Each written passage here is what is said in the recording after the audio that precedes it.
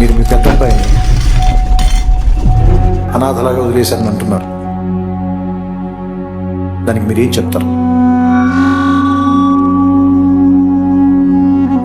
ఆడొక break లేని lorry ఎవడత్తడు?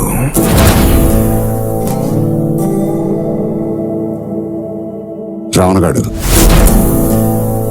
చూడంగానే మజా వచ్చిందా? ఈలే అల్పించిందా? ఆ కుర్రాడు చూడగానే నాకొచ్చిన ఫస్ట్ ఎమోషన్ బీడీ 3Dలో కనపడుతుందా? అక్కడ నీ కొడుకు ఫుల్ గా కొట్టేస్తున్నాడు మావయ్య. ఆట చూస్తావా?